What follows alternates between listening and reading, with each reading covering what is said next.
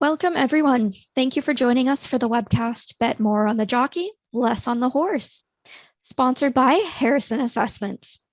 This webcast is part of the Hottest Innovations in Talent Management virtual event. It is now my pleasure to turn it over to our presenter, Anne Sandberg. Hi, good morning. So thanks for joining me for an hour to talk about what makes entrepreneurs special and different than corporate executives and how we've found ways to isolate, quantify, and assess those specific traits and behaviors. As you well know, most entrepreneurial ventures fail, probably about 90%, depending on who you read. You may have heard the expression in the title of this piece before. So in this case, the horse is the idea or the business. The jockey is the startup leader. Entrepreneurs must be able to execute on a good idea and take it all the way across the finish line. But as HR leaders, how do you know if the entrepreneur or startup leader is likely to be successful? In our research, we found that investors who fund startups look more at the business idea itself than they do at the startup founder. So think Shark Tank.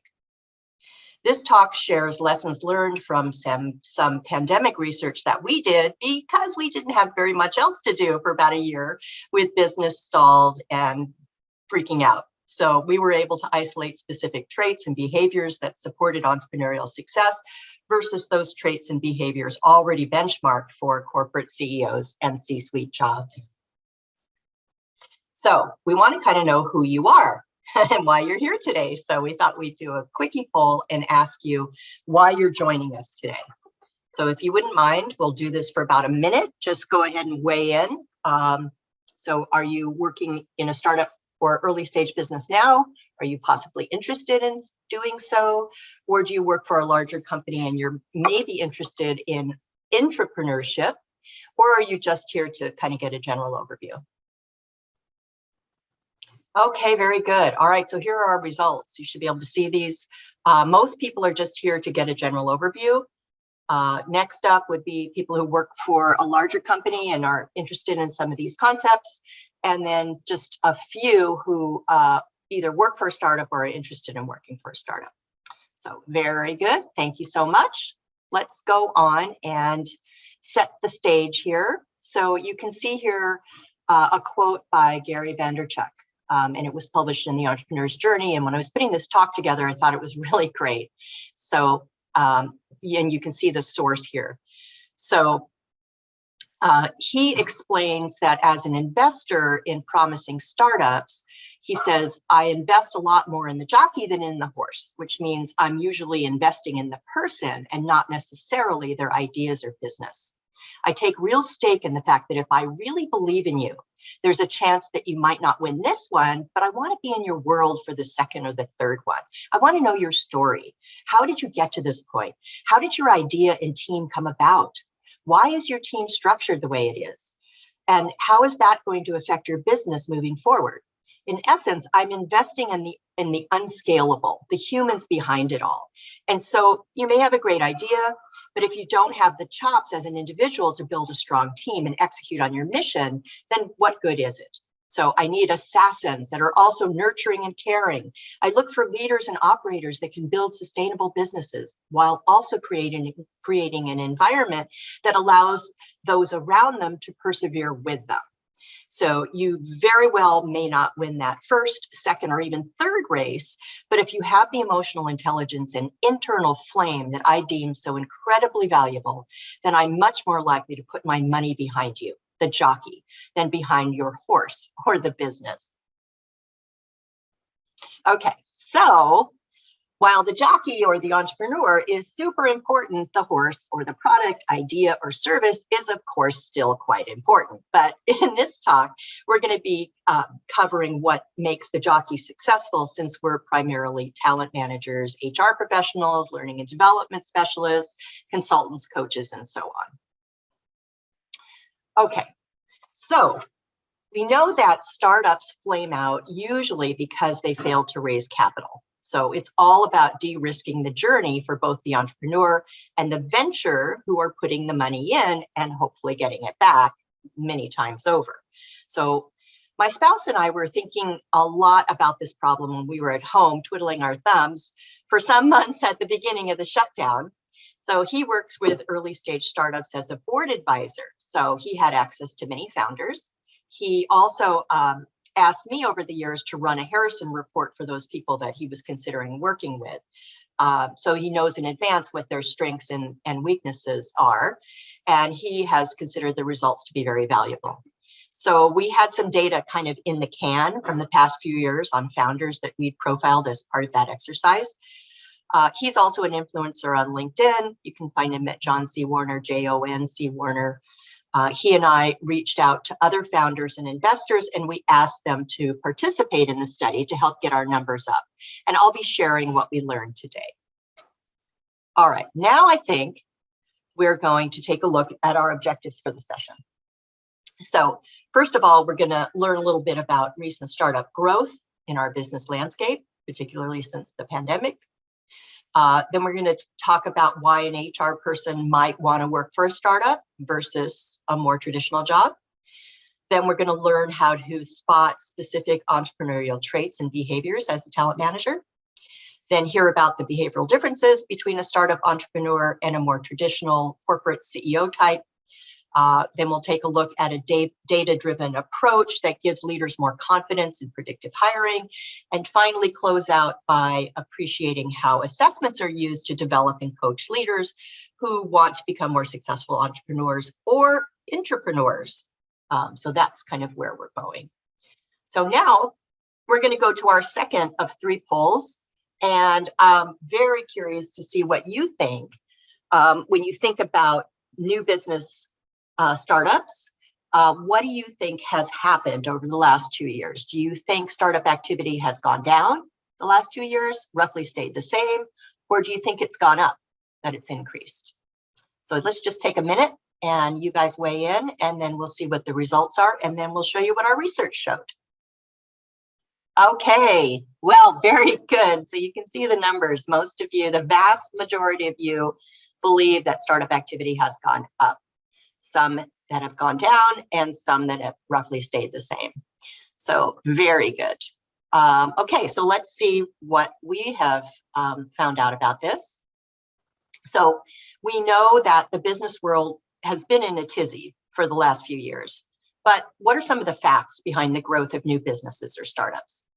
All right, so let's look at the US Census figures over the past decade. So new business statistics indicate that more and more people in the United States have started their own businesses, especially recently. This is perhaps no surprise given the US's relatively high rating of 91.6 out of 100 by the World Bank in terms of ease of starting a business. So according to the BFS, the number of business applications has been on a steady rise since the start of the previous decade. In 2010, the number of new business applications was 2.5 million. Now, fast forward a decade to 2020, and this figure rose 75% to 4.4 million. So new business statistics show that in 2021, nearly 5.4 million applications were filed, the most in any given calendar year so far. So analysts credit a part of the recent increase to a need from people after having lost their jobs during the pandemic, starting their own business as a way to potentially acquire lost income. Some are also doing so to meet rising and changing consumer demands. New business statistics from 2022 show that the year is starting even stronger. So almost 500,000 new business applications were filed in January, a 2.6% increase from the previous month. All right, so here's another source with similar information and a shorter timeline. So you can see the spike and the volatility of new business applications just before the pandemic started up to recent time. So it's quite interesting to look at. All right, so now let's take a look particularly at the impact of COVID on startups. So you can't really talk about business trends without addressing the impact of COVID. And we've all been dealing with this for more than 2 years now. So COVID-19 disrupted the economic status quo in many unexpected ways. While some of these changes have been quite unwelcome, like high inflation rates that we haven't seen in decades and supply chain issues, one of the most potentially beneficial developments is in the unexpected explosion of new business applications that began taking shape in the summer of 2020. Contrary to expectations, that year turned out to be the best for business applications on record, only to be surpassed the following year in 2021.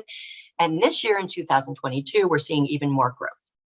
So the latest statistics suggest that the pandemic delivered a meaningfully positive shock to American entrepreneurship that may have significantly altered established trends.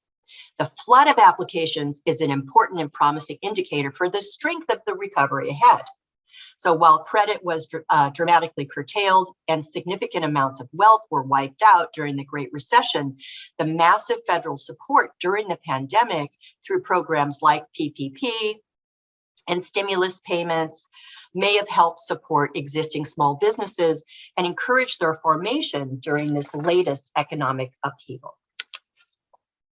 All right, so you may be thinking, this is an interesting idea. I hadn't really thought about working for a startup. I've maybe been in a more traditional career. So maybe you've been more of a corporate animal throughout your career and you're thinking about what it would be like to work for a startup or a highly entrepreneurial business. So there are a lot of big differences. So we thought we'd briefly touch on these and how it affects you personally or could affect you.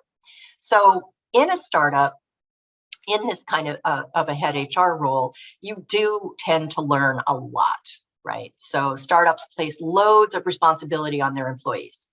They'll hire you because of your skills, but founders expect much more. So you help with everything at a startup. Often it's work outside your job description, so opportunities for learning and growth are huge. Founders and employees tend to work together. So there's no middle management. So you can learn from the best. So that's pretty cool. You can also innovate a lot. So startups need to grow fast. So if they can't keep up in the fast lane, they crash out.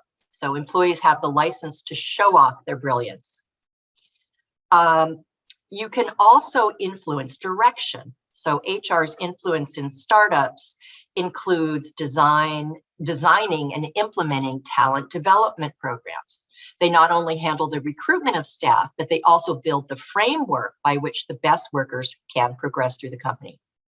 So an effective HR person will be able to create a system that attracts and develops a diverse employee base, giving the employer the best chances to innovate and thrive. Employees often work without much supervision in a startup. So you can make smart decisions and take responsibility for the consequences. You have the chance to steer progress, and that's very motivating. And then there's the perks. So money generally isn't that, though it can be pretty decent.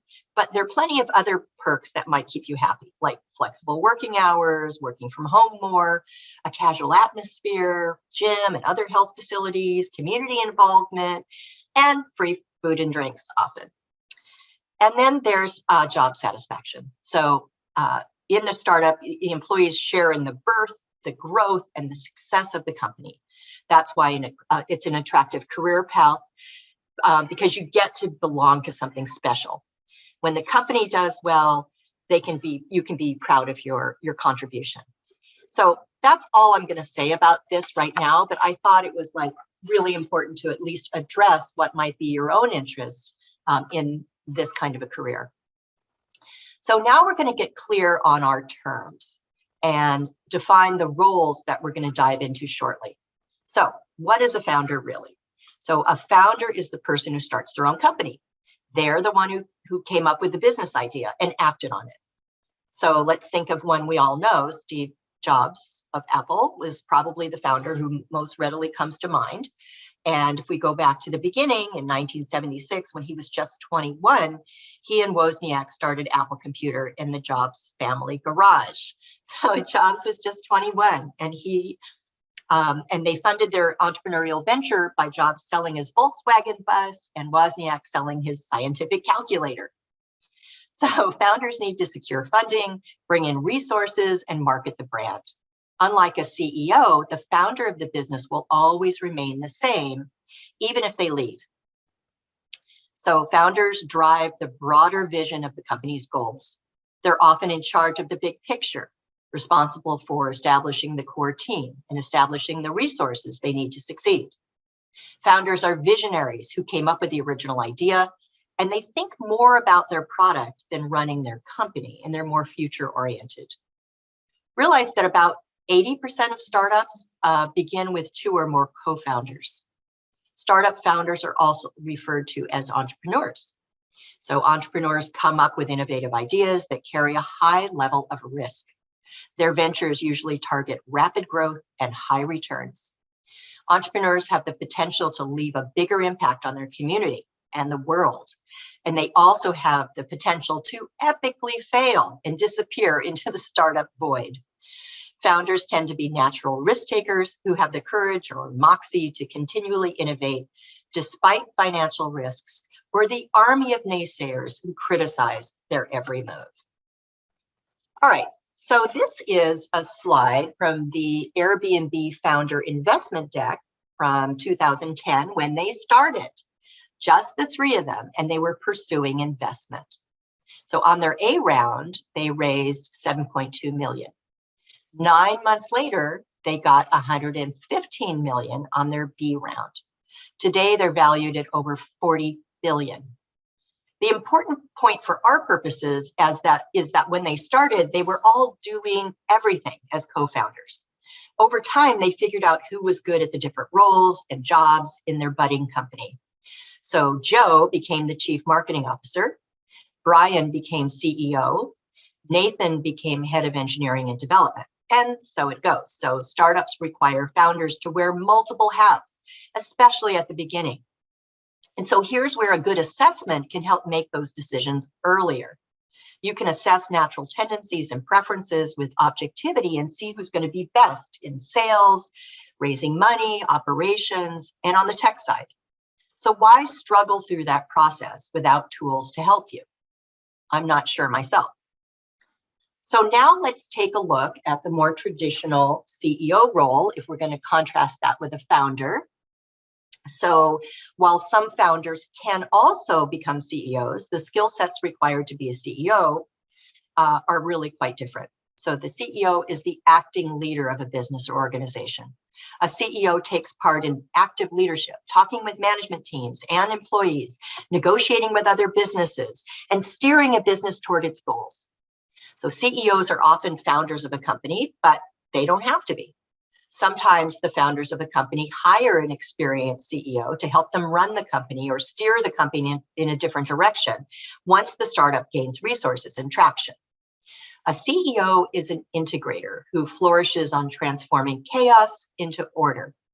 To do this, they tend to more slowly build up the company while paying attention to the minutiae of organizational operations. Suppose the company has plans for aggressive expansion. In that case, it might want to onboard a more seasoned CEO to realize its ambitious dreams. However, professional CEOs can be somewhat myopic, focusing on short-term objectives rather than the compelling vision that made the company a resounding success in the first place. So the CEO acts as the face of a business, often communicating with stakeholders or investors, government entities, and other businesses on behalf of a company's interests. So the CEO may create, but certainly maintains and manages the company vision and goals. The CEO evaluates the efforts of other leaders and makes hiring decisions. CEOs focus a lot on assessing and analyzing business risks. The CEO works with a company's other leaders to maintain a company's short and long-term strategies and goals. Okay, so startups, particularly technology companies, succeed through their ability to aggressively innovate. This is something that founders seem to do better than professional CEOs. And the research tells us that innovation is the most challenging core competency for a company to learn.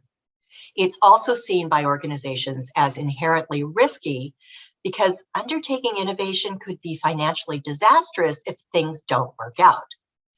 Corporates talk about the importance of innovation, but they don't always reward it, especially when it comes with potential risk. All right, so now let's move into what we learned during our pandemic experiment of assessing nearly 100 startup founders. So we work with the Harrison assessment, which you know by now, which is a trait-based assessment system, and it's used for many talent management purposes. The advantage of the Harrison assessment for our study included the fact that it measures so many different traits, 175 specific traits or behaviors.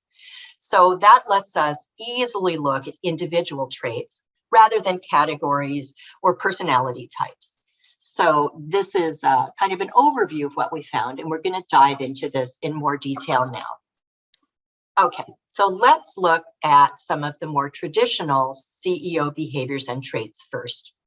So the Harrison assessment has 35 years of performance research globally and 3 million people in the database, and has strong research to support the CEO's specific traits and behaviors. In the job success formula, there are 10 essential traits, 23 desirable or threshold traits, and 15 traits to avoid or potential derailers for the CEO job. So there are 48 traits of the 175 that are possible that are included in this, we'll call it a template. So if you're a Harrison client or partner, you can access this job success formula and run this particular report to get all the detail. But here are some of the notable differences from this research that are shown here. You can see that at the top, we have analytical and analyzes pitfalls, which are critical. We also have authoritative, which is a decision-making style that's complemented by collaborative. But for the CEO role, authoritative takes precedence over collaboration. And we're going to find that to be the reverse when we go on soon to startup founder.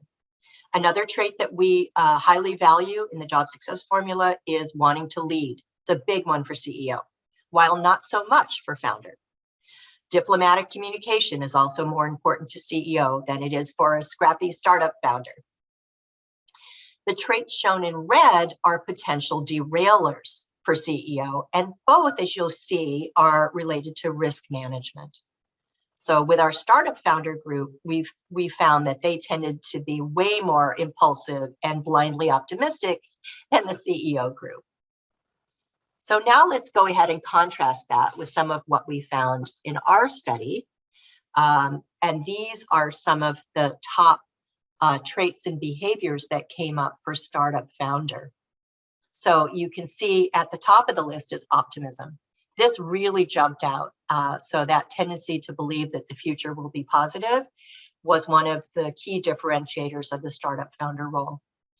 Risking also came up for this. So people who tend to be comfortable with business ventures that involve uncertainty, that's the founder CEO trait.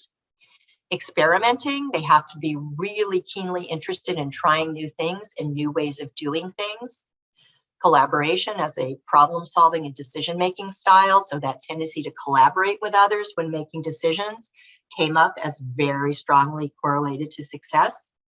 Flexibility, so the tendency to be very comfortable with change. Intuitive, so that's the complement to analytical, and it's the tendency to use hunches to help make decisions. That's not in the CEO template, but it sure is in the startup founder template. And then if we look at the traits to avoid or the potential derailers, these tend to be quite different as well. So one of the ones that came up is called forceful enforcing. So if someone has this tendency of trying to make others follow rules or procedures without sufficient attempts to enlist their cooperation, that was a real red flag, as was stubborn persistence, which is defined as the tendency to be tenaciously pursue the same course of action without experimenting. So these are some of the key differentiators of the two roles.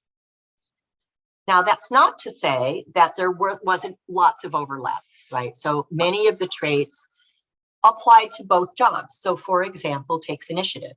So equally critical to both roles was the tendency to perceive what's necessary to be accomplished and proceed on one's own. And indeed, very common to many job success formulas across the board for many jobs, and you can see why. So wants challenge is another self-motivation factor. So this one also common to both jobs. You got to be willing to do difficult and challenging work and find it exciting and fun. Persistence was common to both. So the tendency to be tenacious despite encountering significant obstacles to keep going until closure. Influencing, though I would tend to suggest the influencing might be slightly different in both roles. It still is a trait that crossed the board. Self-improvement, so that drive to self-improve, better oneself, learn, grow, take feedback. Pressure tolerance, got to be willing to deal with deadlines, busy schedules, lots of pressure, common to both roles. And then here are some traits to avoid that crossover. So we have defensiveness, which is the tendency to be defensive. That is to focus more on self-acceptance and less on self-improvement. And then permissiveness. So that's the tendency to be overly empathetic and failing to hold the line on rules, process, procedure. Okay, so here is a very partial sample report from the Harrison system for a given individual. We'll call him Andrew. And this is his overall percentage of fit with the CEO job success formula. And these are just some of the essential traits. Remember, we also have desirable traits and traits to avoid. But this just gives you an idea of how we can measure some of these traits and behaviors. You can see in this case, he does quite well. All the ones that are green, he's doing quite well. This is his score on a 10-point scale against each of these traits. The one that he kind of falls down on is this one, analyzes pitfalls, which has to do with scrutinizing the potential difficulties of plans and strategies. Not one of his favorite things to do, and probably not as strong. And you can imagine, as a CEO, failing to recognize those risk factors or spend enough time on them can really detract from overall effectiveness. So this would be an area that really needs a lot of bolstering if he were to go ahead with this kind of a role. Overall percentage of fit is in the unlikely area, and we don't have the benefit of looking at the rest of his report, but I can tell you that there were some significant traits to avoid or derailers that came up for Andrew against this particular job. All right, now let's look at one against our new formula, which we call the startup founder formula. And here's the same person. So this is Andrew again, and you can see his overall match was significantly better. It's still in the possible fit area, not in the probable fit area where it would go green, but it goes yellow, saying there are some kind of yellow flags for him that we would want to look at if we were seriously considering him, or if we were coaching him or working with him to try to increase his effectiveness. So in this case, the ones he kind of fell down on were collaborative. So he tends to have a much more authoritative decision-making style. And we know that in startups, you've got to really be open. You've got to talk to people. You've got to pull in their knowledge. You've got to really rely on every member of the team, particularly the executive team, to solve problems, to work through things. And this might be a challenge area for him.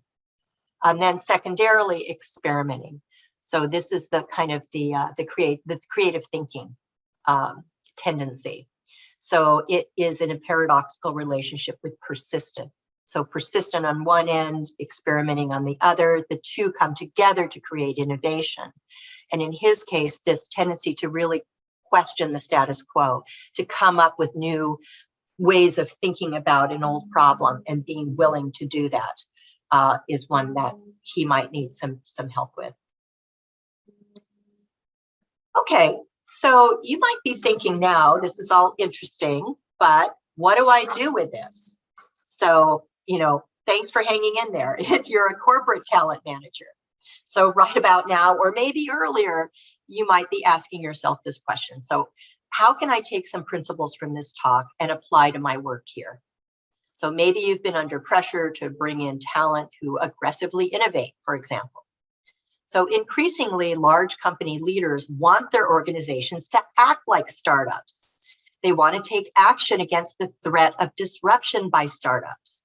They see many industries disrupted by startups, as evident by the rise of Airbnb, SpaceX, and many more. So rather than waiting to be disrupted, business leaders want their research and development divisions to act like startups. Yet many companies, with their attempts to build an internal startup innovation environment, report challenges. So these challenges are the symptoms of innovation tensions that business leaders should manage to foster a startup culture within their corporate innovation culture. So this concept of intrapreneurship was coined back in the 1970s by Gifford Pinchot. And Pinchot described intrapreneurship as the merging of an entrepreneurial spirit with the resources of a large corporation. So essentially, it takes the best traits of an entrepreneur or someone who seizes upon an opportunity such as independence, creativity, and passion, and puts that spirit to practice inside of a business environment.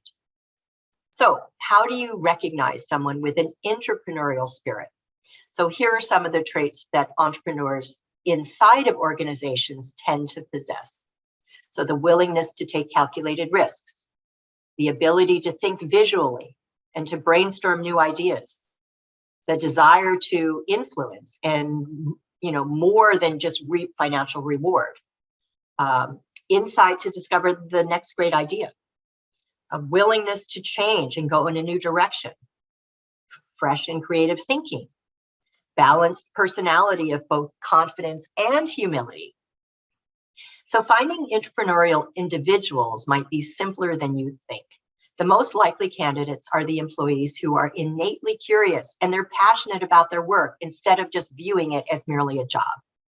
They speak up in meetings. They're problem solvers. They embrace creativity and tend to march to the beat of their own drum, performing better by living just outside the rules.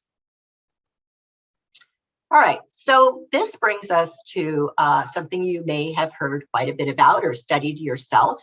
And this is the idea of growth mindset, which is sort of an adjacent idea.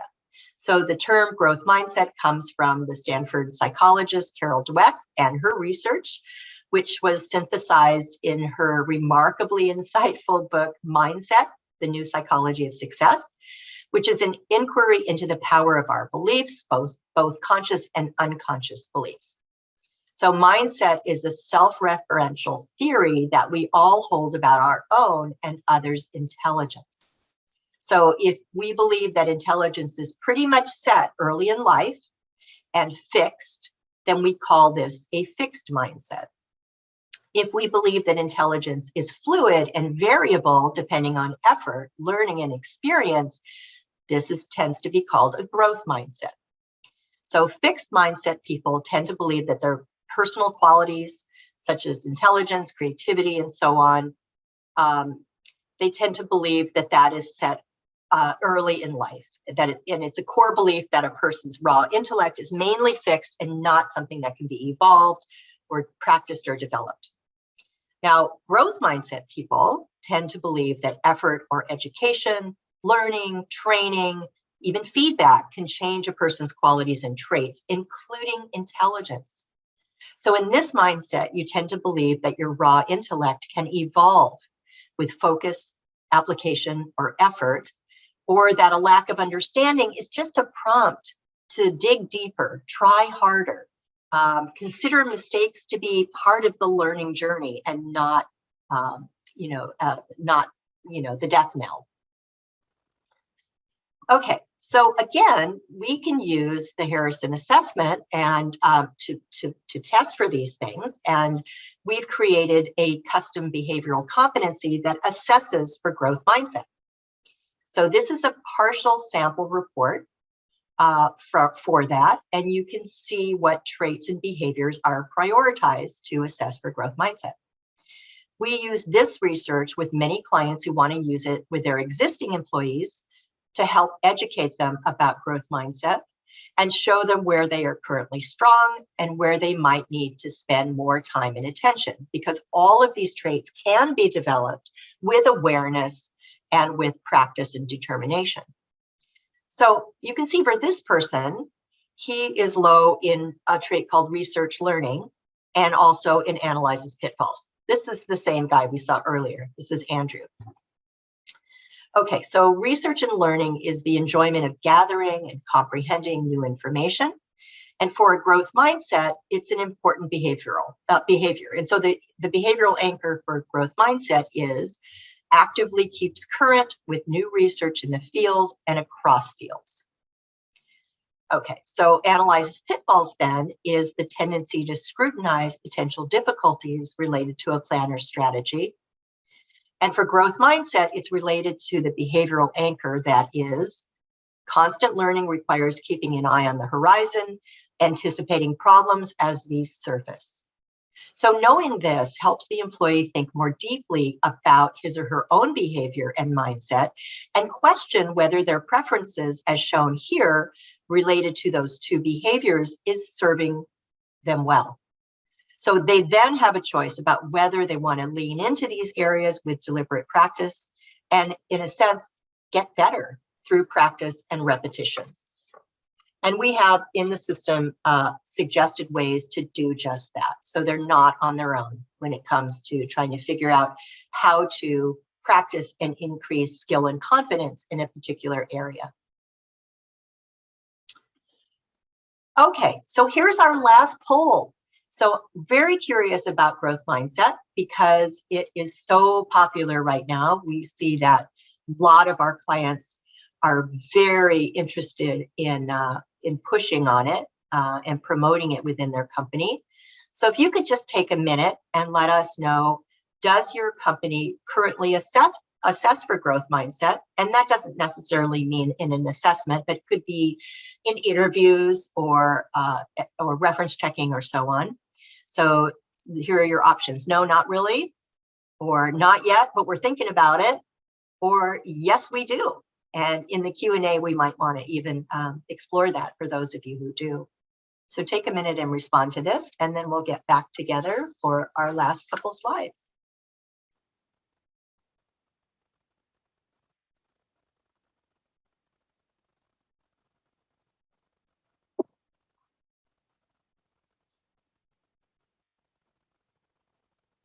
Okay, let's do the big reveal.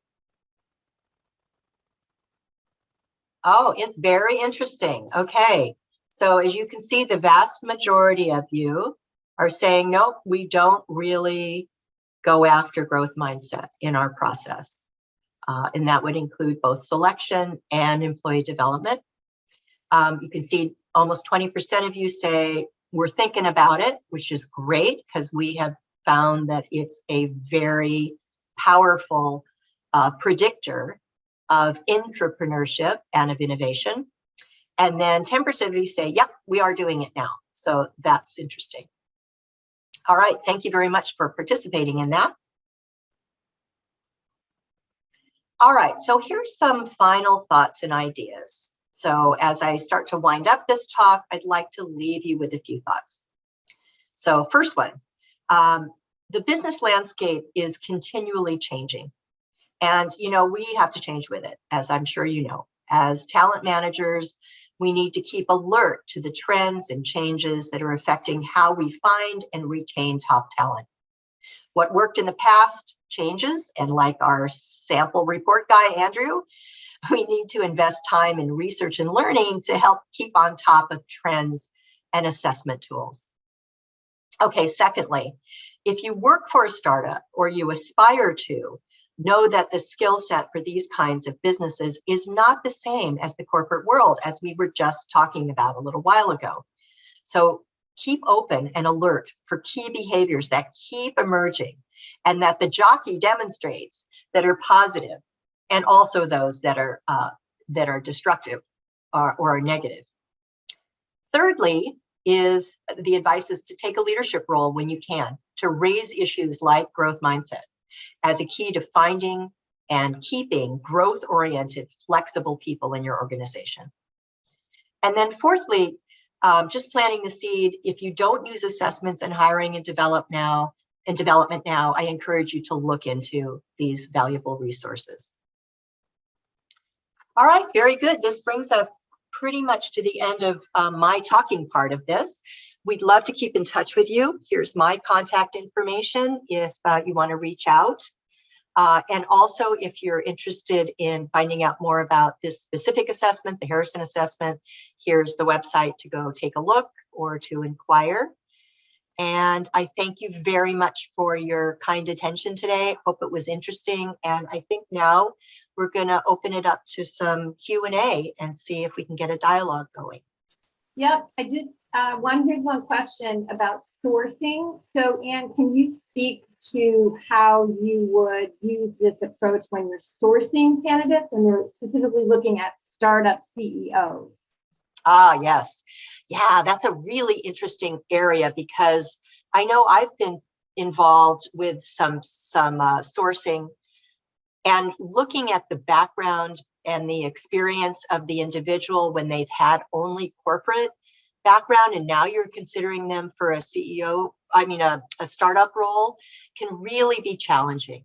So there, I would say, because they often don't have the skill set or it's not as well developed in the areas of innovation, flexibility, and wearing multiple hats, all of that can be really problematic. So I think there it's looking at specific experiences where they have been in a very innovative role. Maybe they've been in R&D, maybe they've been heading a function where they're acting kind of like a mini startup founder in a particular part of the business.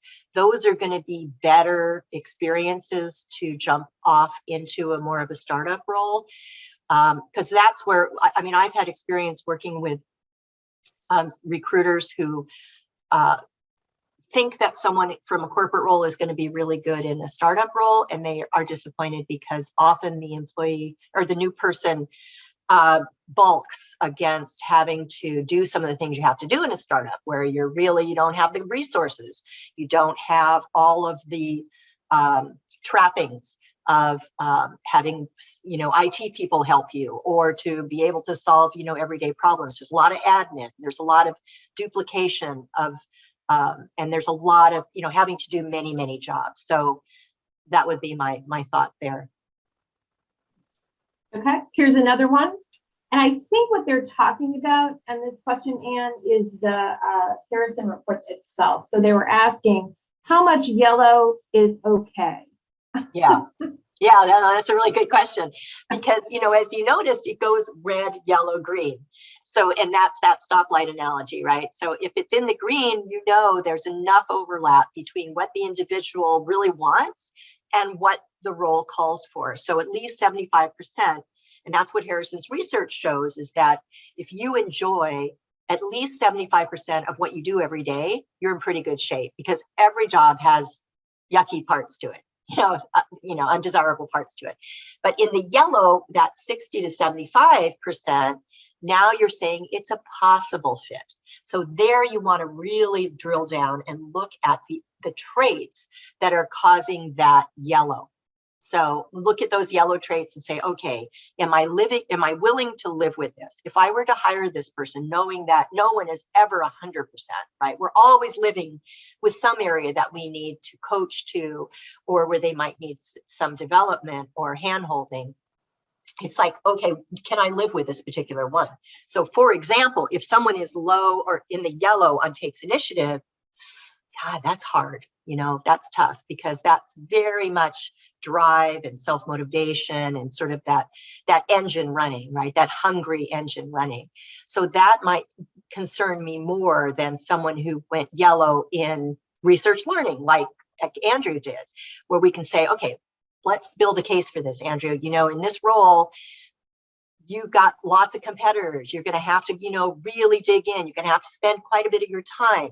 And you can kind of sell that idea, maybe, and see how receptive the individual is to it and really kind of changing their mindset, talking about mindset, about that particular area and maybe embracing it and saying, okay, I get it. I buy it. I'm going to do it, more of it. How can you help me? So I think it depends on the trait.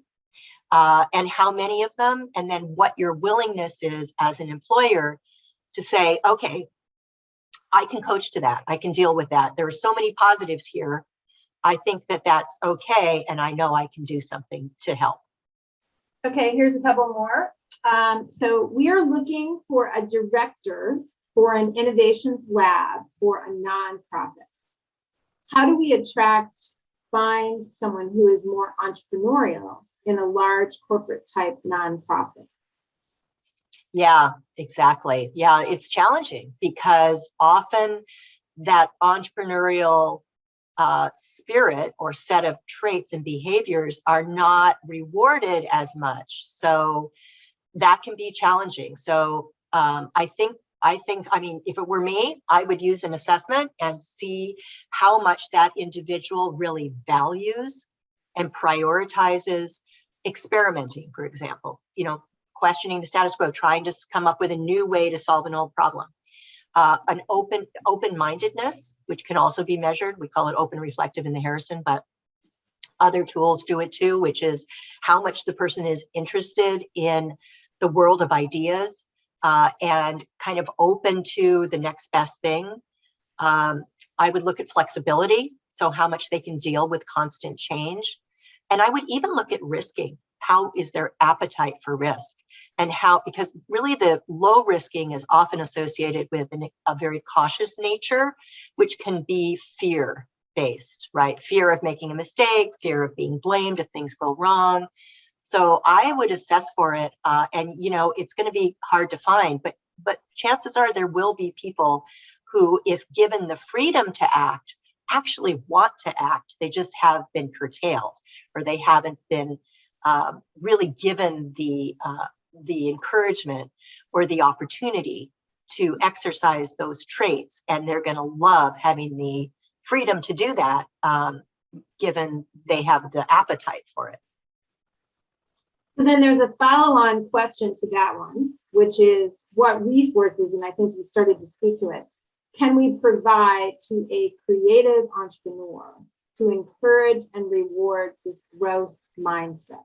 Yeah, so exactly. I think a lot of our clients or people I interact with in the business world today have been rolling out programs around growth mindset where they educate their employees and have Zooms like this, or structured courses, and we have some as well at Harrison Assessments, and they talk about the advantages of it, help people through assessments to see where they're stuck and where they could start to shift their mindset. So using assessments, using educational programs, rewarding, setting up development plans where the person can see where they're low. For example, they might be low in risking. It's like, okay, now we can put together a development path for you.